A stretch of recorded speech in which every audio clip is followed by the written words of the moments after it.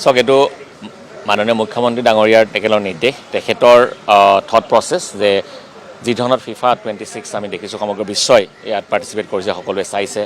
গুৱাহাটীত আৰু ডিব্ৰুগড়ত আমি এনেকুৱা এটা ইনিচিয়েটিভ লোৱাৰ বাবে তেনেকৈ নিৰ্দেশ দিছে যাতে আমাৰ পাব্লিকে আমি ঘৰতো চাওঁৱেই টিভিত চাই সকলোৱে কিন্তু যে এটা উৎসৱমুখৰ পৰিৱেশ সমগ্ৰ বিশ্বতে হৈছে বিশ্বকাপক লৈ গতিকে অসমৰ গুৱাহাটী আৰু ডিব্ৰুগড়ত যাতে এনেকুৱা এটা আমি ইনিচিয়েটিভ ল'ব পাৰোঁ যাৰ জৰিয়তে পাব্লিকে এটা জেগাত আহি তেওঁলোকে যাতে এটা ফেষ্টিভ টাইপৰ এটা এটমছফিয়াৰত এনেকুৱা খেল চাব পাৰে তাৰ দিহা কৰা হৈছে আমি চাম ৰেছপন্সবিলাক আজিৰ পৰা আৰম্ভ হৈছে আৰু আজিৰ পৰা প্ৰায় ফাইনেললৈকে আমি এনেকৈ এনেকুৱা ইনিচিয়েটিভ আছে চলি থাকিব কেৱল নিশাৰ খেলসমূহ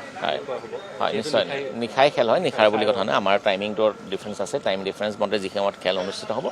ইয়াত সেইদৰে আমি এটা লাইভ ষ্ট্ৰিমিঙৰ জৰিয়তে ৰাউণ্ড অফ 32 লগতে ৰাউণ্ড অফ 16লৈকে দেখুওৱা হ'ব শেষৰলৈকে যিখিনি ফাইনেল আছে ফাইনেললৈকে আমি ট্ৰাই কৰিম যে ইয়াত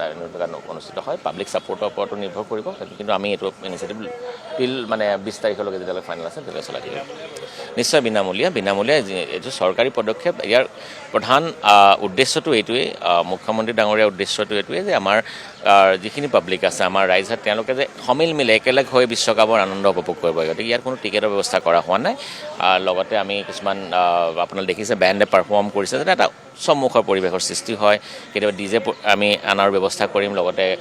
আমাৰ ইয়াৰ কেতিয়াবা লোকেল আৰ্টিষ্টো ইয়াত অলপমান সময়ৰ কাৰণে যেতিয়া এটা পৰিৱেশ সৃষ্টি হৈছে তাত তেওঁলোকেও পাৰ্টিচিপেট কৰিব পাৰে তেনেকুৱা ব্যৱস্থা কৰা যাব অন্য গেষ্ট নহয় যিকোনো মানুহে ইয়াত আহিব পাৰিব এইটো এটা মুকলি প্ৰচেষ্টা যোনো মানুহে আহিব বিচাৰে ইয়াত আহি পেলাই তেওঁলোকে যি খেলৰ যি খেল অনুষ্ঠিত হ'ব তাক উপভোগ কৰিব পাৰিব এতিয়ালৈকে হয়তো আমি আজি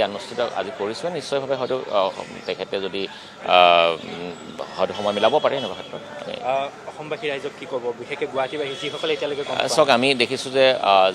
টুৰিজিমৰ ক্ষেত্ৰত যিহেতু এইটো ATDC অৰ্গেনাইজ কৰিছে মাননীয় মুখ্যমন্ত্ৰী ডাঙৰীয়াৰ নিৰ্দেশত যেনেকৈ আমি কনচাৰ্ট টুৰিজিম দেখিছোঁ অসমত কনচাৰ্টৰ জৰিয়তে এটা নতুন দিশৰ এটা নতুন সংযোজন হৈছে পৰ্যটনৰ ক্ষেত্ৰত ক্ৰীড়াৰ ক্ষেত্ৰত আমি দেখিছোঁ IPL মেটছ আৰম্ভ হৈছে ইয়াত যথেষ্টখিনি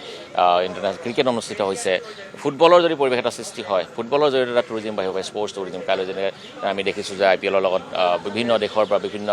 ৰাজ্যৰ পৰা মানুহ আহি উপস্থিত হৈছে অসমখনত জানিছে ফুটবলৰ লগত যদি আমি এনেকৈ লগ খাম যে এটা স্পৰ্টছ টুৰিজিমৰ নিচিনা এটা হয়তো কনচেপ্ট ডেভেলপ হ'ব মানুহখিনি দেখিব আমাৰ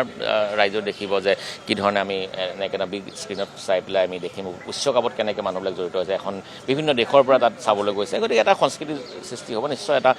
নতুন দিশৰ সূচনা কৰিব ডিব্ৰুগড়তো একেধৰণৰ হ'ব ডিব্ৰুগড়ত আমি কালিলৈৰ পৰা ষ্টাৰ্ট কৰিম আজি মবিলাইজ কৰা হৈছে কালিলৈৰ পৰা তেনেকৈ টিল দ্য ফাইনেল আমি এইটো অৰ্গেনাইজ কৰিম ঠিক আছে